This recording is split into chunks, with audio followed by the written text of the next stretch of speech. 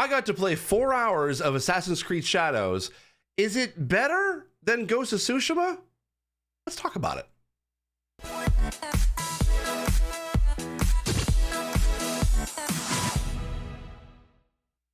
Hi, I'm Steve Saylor. I'm blind, and if you're wondering how I can play video games or see how I can be able to play video games if I'm blind, take a look at the video here or link in the description down below. And also, this is actually part of my brand new sort of podcast, by the way. This is a little bit kind of a self-promotion a little bit. This is part of my Gaming Insight Daily show. So if you want to be able to get these reviews in podcast form, you can be able to subscribe to that. If you search for Gaming Insight Daily on Spotify or Apple Podcasts or any other podcast platform that you like, you can be able to get these sent to you on in audio form if you prefer. Or if you like video, you can definitely check out this video, and also make sure to like and subscribe to this channel so you get more previews and reviews from me about games for accessibility. All right, so let's talk about Assassin's Creed Shadow. Yes, thank you so much to Ubisoft for inviting me to try out the game in pretty much it is a work in progress build, but I did get to play a lot of, or at least a good chunk of 4 hours of gameplay, and I got to see what the game essentially has to offer. There was actually a section at the beginning that unfortunately I don't have any footage of to be able to show, where I got to see the basically Assassin's Creed Infinity the new Animus type of kind of program that essentially you can be able to switch between the different Assassin's Creed games, and it kind of looks like a little bit like the Animus. So that's their new kind of like feature. We got to see a little bit of that, and also had basically there's supposed to be B-roll of the beginnings of the game that I got to play. I got to play a little bit more of the beginning of each Yasuke and Naoe's story, so I get to know a little bit more about them. But unfortunately, that B-roll link never got sent to me, so I don't have that to be able to show, unfortunately. But I did get to see a little bit of that to kind of talk about a bit about the story today. And I do have some thoughts as well about the accessibility that we'll get into, and then also answer the question: is this the game that we hoped for when we wanted an Assassin's Creed game set in Japan? And did Ghost of Tsushima, is it better, or is it not, or is Assassin's Creed Shadow better? We'll get to that. Let's sort of talk a little bit about the game itself. The game is absolutely gorgeous. It is one of those, I think this is the best that the Assassin's Creed series has ever looked. That was the thing that kind of took me back the most, in that the world and the character models, like, they really stepped up in the sort of the presentation and the graphical quality of this game. I think that a lot of people are going to be blown away just by how good this game actually looks, and you could see the subtleties of the acting in the motion capture of the characters, like on the characters' faces, and sort of the slight twitch movements of someone's cheek or whichever. Like, there really is a lot of graphic fidelity in this that I think that is the best look. It is the best looking Assassin's Creed game to date, and you could really see that because you actually will see. Also, that the one thing they did say with the features is that this is kind of a very dynamic world. You're going to see a lot more different weather conditions, and depending on which region that you're in, and also you can see like rain and sunshine and nighttime and daytime, like is going to have an effect on kind of like the missions that you're going to be doing. And it just set in the backdrop of ancient Japan, or just several centuries ago of Japan. Like, there's no environment that is better suited to these kind of graphics. So I really do think that that's actually it's amazing. So definitely thumbs up on that. As far as new features or like whether or not this Assassin's Creed game is going to be different than any other game, pretty much the only new feature of this is the switching between the dual protagonists and what each character is going to be doing. Naoe is a lot more stealth focused, whereas Yasuke is a lot more combat focused. And I'm going to be showing you a little bit of gameplay between Naoe and Yasuke. Obviously, Naoe is is a Ronin, and she's more tied to the Assassin's Creed history. She is the one that has the hidden blade, and there is a reason why she has the blade in this, and it may not be a full-blown assassin in this, and you'll find that out a little bit later. in the story, but essentially she is your stealth. She's your stealth mechanics. The bread and butter of the Assassin's Creed games. She is your ultimate stealth. One new feature essentially that they kind of brought in, or that they changed a little bit in the stealth mode for this in comparison to previous Assassin's Creed games. Unfortunately, the eagle or the raven is gone again. You don't have that, and I was showing a little bit of that in the gameplay that I'm showing off in the video, but for the audio listeners, I'll try to describe it as best I can. That is replaced now by you holding down on the left trigger, and you use your camera to kind of scan the area that you're in, and it will automatically tag any enemies or objectives or any fun little treasures or whichever, or things like items you can be able to pick up as you go, or based on from where the perspective of where your character is at any given point. So unfortunately, you don't have the bird's eye view of a compound or a section as you used to, but I think that basically this does give a little bit more flexibility in okay, wherever you're looking, okay, this is the next section that you're in. Is there any enemies? You can scan around and it will automatically tag them, and it also let you know. You can have a setting that turns on to let you know like how high level they are as well, which is kind of a nice sort of additional feature. I think also as well, you can kind of see that the RPG mechanics have been sort of streamlined. The skills are kind of based off of what sort of type of Ronin or samurai you want to be, or samurai warrior you want to be, and there definitely is difference in each as they play. Also, as well, as you can see in the map, that also like you can be able to, you see the new feature in the bottom corner. There's a thing called scouts, and that is actually part of when you have a hideout that essentially you can be able to have that you can go back to, and you can be able to upgrade different aspects of your character a little bit more and train, and you can also recruit other people to help you in the main story. And one of the things you can recruit is actually scouts that actually helps you in your investigation to try to find the target of who you're going to be assassinating. The investigation board is kind of back in this as it was in Mirage. There's no actual investigation board, but basically your objective is very similar, where you don't know the identity of the target you're supposed to assassinate, but you do have clues that you can be able to find and unlock and investigate to try to find that identity, and then you know who to be able to take out as your target. But scout, and they kind of give you that vague sort of objective of like, oh, they're in this sort of region of the world. They like to do this, whatever. So it gives you that kind of like, allows you to be able to explore a little bit more of the world to see if you can be able to kind of find out on your own, or you can be able to use scouts that essentially that can pinpoint more of the area of your in. So it's like you recruit them to kind of scout out the area, find more information, and they bring back that information that narrows down your search, as it were, which is actually something I think is actually pretty cool. Now, as far as the accessibility for stealth, if you had trouble trying to be able to do stealth in Assassin's Creed games, I think you might be in sort of the same, like if you played Assassin's Creed Mirage, a lot of the stealth mechanics in this is similar to that. There are some aspects of the screen reader that unfortunately has changed, like the objectives pointing in the center of the map that tells you the distance of where objectives are, unfortunately is gone. But they do have audio cues that you can kind of hear a little bit in the gameplay that I'm boosting the audio of right now. That actually gives you audio cues of where essentially of kind of where you are in the world. Like it tells you where you if you walked in front of a wall, or there's areas you can be able to climb, or where you can use your grapple hook, or whether you're aiming at an enemy with a ranged weapon. It tells you like whether you're locked on to your target, or in stealth mode you lost line of sight, so that way you know you've gone back into stealth, so they don't know the enemies who may have found you. They're not looking for you anymore.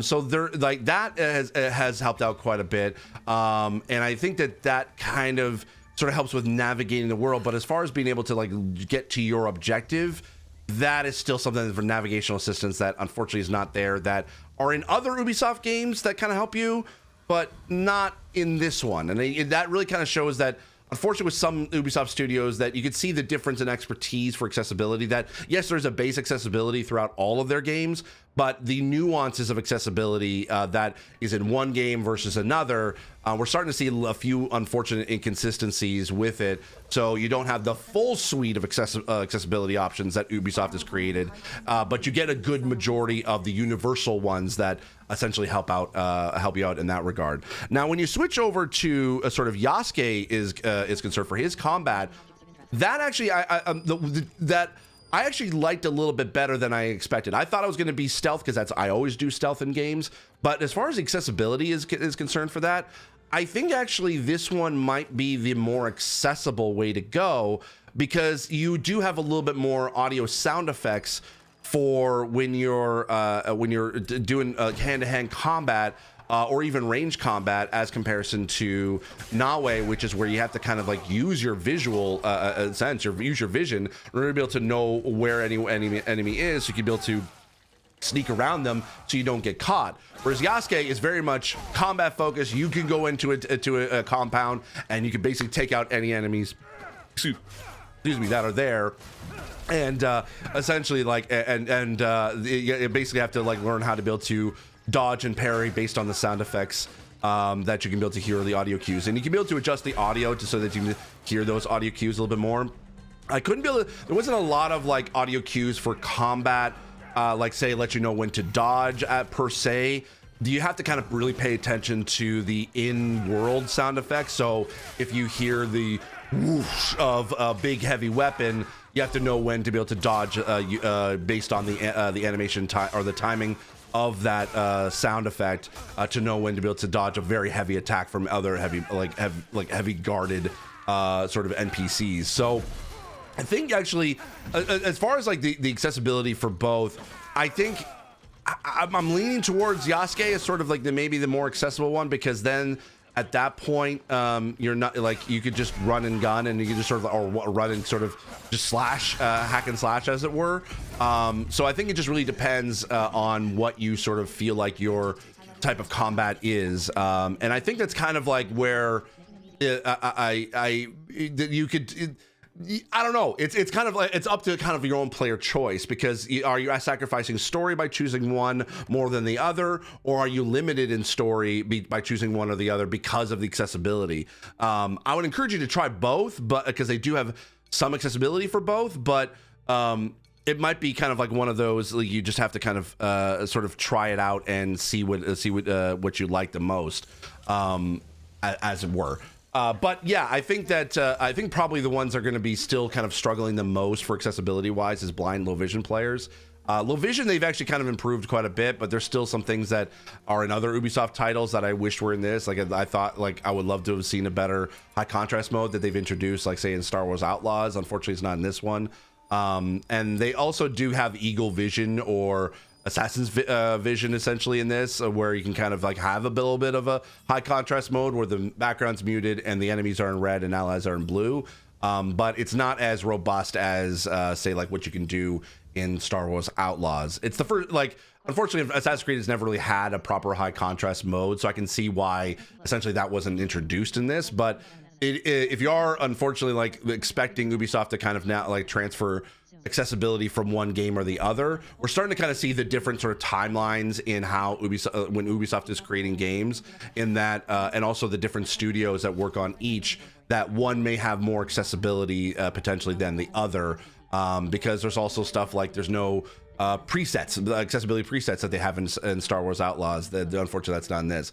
If you're looking at franchise to franchise, the Assassin's Creed Shadows is more, there is more adjustments to accessibility, a little bit more quality of life adjustments to accessibility than necessarily brand new features within the franchise. So you see an improvement from Mirage to this, but whether or not it's like that is better or worse, depending on which feature you use. I think that that's kind of something that I'm seeing a little bit more of, that it's hard to kind of to tell, looking at all the menu settings and looking at what the game has versus previous games. I actually had to go back to take a look at Mirage just to see what that game had versus what the Assassin's Creed Shadows had, because there was some like minor inconsistencies that I felt that I was like, it's missing in one but not the other, or what was improved in one but not improved in the other. So you have to kind of like play it to sort of like really kind of understand, like, or at least try it out for yourself, essentially. But it is something that I did notice a little bit more of now. Now we've kind of seen it's because of sort of the base universal accessibility. Actually, and speaking of universality of accessibility, it really does go to show that each game is different. And including in Ubisoft, like there's not a lot of universal accessibility options or design that you could just sort of like take from one and just put into the other. Each game is different and it has different needs and different sort of design choices. So we are seeing a little bit more of an identity for accessibility, I think, from franchise to franchise. But instead of just sort of seeing like the universal accessibility kind of overall, like, okay, yeah, of course they'd have high contrast in one game that will 100% be in this game. We're starting to see a little bit more of that kind of like separation from each franchise, which is has its both good and bad. I think that it just goes to show that development is complex, and what expertise may be in one team may not be in another. And or different sort of design choices or design decisions may have been made more than the other. Like like I said, the fact that the eagle is not there, but they've replaced it with something a little bit different, may mean that that potentially, if you relied heavily on the eagle vision, which I did for accessibility, and it's not there, it's something I'm having to try to I have to basically try to get used to, or be like, oh no, this doesn't work as I needed it to. So we're starting to kind of like, I would say, like, that's why I encourage anyone to look at the accessibility information that will be published, because Ubisoft is very great at that, and see what is in the settings, see what is available in the game and what is not available, so that you can be able to make your purchasing decisions wisely. And that's kind of like my general thoughts of the accessibility overall, because everything else is pretty much there. You have actually, like, I can even show you, like, the subtitles is obviously like massively improved, or just kind of refined, as it were. And you can kind of, like, you see the different styles. Like, you have now obviously speaker tag, you have directional arrows, you have color, background, but you also now have tone, so you can actually be able to know whether a character is sarcastic, or they're talking neutral, or they're angry. And I couldn't be able to see the full captions to see if that's been improved. Unfortunately, that didn't work in my build. So I think that that's just more of, like, again, this is a build in progress, not the final version of the game. So I think that that could be why, like, I had it turned on, but full captions turned on, but it didn't show up when I played. So I wasn't too sure why that didn't help work or whatever.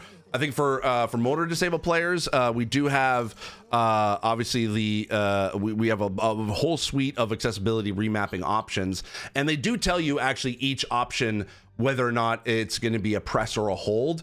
There are some of those controls where you can be able to adjust whether to double tap, press, or hold on it to be able to utilize it, but you can't just sort of change every single button to be a press or a hold.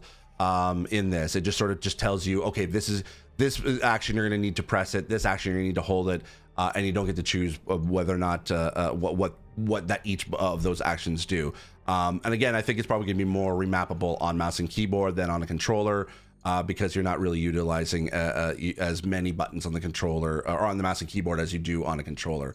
And I think for cognitive accessibility, I think if you like, there are definitely a lot of options, but I think like they're a little bit more streamlined. In this, there's not that, like, there's a lot of customizability in the options, but it's not as overwhelming as I've seen in, say, like Far Cry 6, where there's just so many options that it's hard to kind of keep track of what does what. And also I think for gameplay, if you're used to Assassin's Creed games for cognitively disabled player, I think that you could be okay in this one, and they do streamline it a bit and do help out. That's why I think like stuff like Scouts exists, and that's great for cognitive accessibility, and that way you don't have to try to like figure out, or if you have trouble reading a map or navigating, that could be something that could be really useful to you. Again, I just wish that you didn't have to, like, you were limited on how many scouts you can be able to utilize. Now the question essentially remains is this better or worse than Ghost of Tsushima? At this point at this point of the preview that I did, it is hard to tell. I think what I enjoyed most about why I think Ghost of Tsushima might be better than Assassin's Creed Shadows is is the conflict that you have as Jin deciding whether you want to be a samurai as a tradition of old, and whether you want to be a ghost assassin, and using stealth, and that's not the samurai way. So the conflict of essentially playing this character that is very steeped in tradition as a samurai, but then has to relearn or learn new things in order to be able to survive the basically invasion of his home, of Jin's home. You really kind of see the conflict there. And I think that really kind of works within the world of Japan at that time, especially with the samurais being kind of like sort of dying out. And that is kind of part of the reason as to why they weren't sort of able to adapt to the ever-changing world that was the modern world that was progressing forward within Japan. And I like that aspect of the story. I like that it was sort of an internal struggle that Jin had to go through every time you use it. Now, granted, gameplay wise, there's really not much different. You can go stealth or you can go combat. It really doesn't matter. Like, you can choose one or the other. But I like that it was internalized in the story that made sense. In Assassin's Creed Shadows, you essentially have two different characters. One is more stealth, and that's a Ronin, and then you have one that's a samurai. So you don't really see that, was what I could see from the 40 hours previews. Obviously, I don't know the full story of the game, and also how they kind of got together. You see a lot more Naoe sort of story of like what her motivation is in this, but you don't really see why Yasuke essentially is on this path with Naoe as the Ronin, and why they're working together. So you don't really see that kind of conflict, as it were. So I think it really is going to come down to the story. I think the gameplay is relatively similar. You do have a few sort of stances and sort of stealth mechanics that are kind of present. When you're comparing one-to-one features, that's kind of a little bit does a disservice, I think, for both. So I think from my perspective, I have to wait and see how the story unfolds in order for me to be able to know whether or not Ghost of Tsushima might be better. I think if we didn't have Ghost of Tsushima as sort of like what people said, it's the Assassin's Creed game in Japan that we wanted. If we didn't have that, then this would ultimately be a great Assassin's Creed entry in Japan. That's exactly what we wanted. Maybe not fully to what people maybe specifically want in an Assassin's Creed game, because every player is different. But I think that this would have been a great entry in the series. But now that we have Ghost of Tsushima, and then gonna be Ghost of Yote this year, I have a feeling that Ghost of Yote might be the better selling game this year, the better received game this year than necessarily Assassin's Creed Shadows, which is sad to say, because I think that there's still, like, if you love Assassin's Creed gameplay, it is more refined. It is the best playing Assassin's Creed game that has ever been. But is that enough to win over new fans, or to keep the fans that they currently have? Or is it enough of like no, we're staying consistently through the course of this is what the Assassin's Creed franchise is. But if those who are hoping for like a more of a reboot of the series, I don't think that this is what you're looking for. And you might find that Ghost of Yote might be sort of the fresher take of being an assassin in Japan, relatively around the same time-ish. I think actually it's different timelines, but anyway. So that's kind of my thoughts on it. So if you're kind of curious as whether the game is what the game is like, I think definitely it's one to be able to check out when it comes out in March. I will be one to be able to. I'm looking forward to be able to trying it out and playing more of it. But we'll see how people sort of think of it. I don't know what people think of it based on what they played. I know that people are going to be have different opinions as when this embargo lifts. So I'd be very curious to see what everyone else is saying. As far as accessibility is concerned, it's the same old accessibility that we've seen in Assassin's Creed before, maybe a few inconsistencies here and there. So I would definitely look out, make sure to take a look at all the options that are available from Ubisoft and when they put it out, and see what is there, what isn't there, so you can be able to make your playing decision wisely as best you can. So, and that's kind of my thoughts. Anyway, that's it for me. Take care. Thank you so much for, I hope you enjoyed this video. I know it's a little bit more of like a longer take than I've done in previous previews and reviews, but I hope this definitely gives a little bit more of a broader view, and then also even sometimes a little bit more of a specific view of my thoughts on these kind of games that I love to be able to talk about. And I hope that I hope you like it. Anyway, if you did, give it a thumbs up, and also subscribe to this channel so you'll see more of my videos. And if you want to be able to check out my daily show, Gaming Insight Daily, where I talk about accessibility news and gaming news and just updates about my life every single weekday, make sure to subscribe to this channel on YouTube as well, or subscribe to this on any podcast platform of your choosing. Thanks so much. If you have any questions, leave a comment down below, or and I'll try to answer as best I can. Otherwise, take care, and I'll see you in the next video. Bye-bye.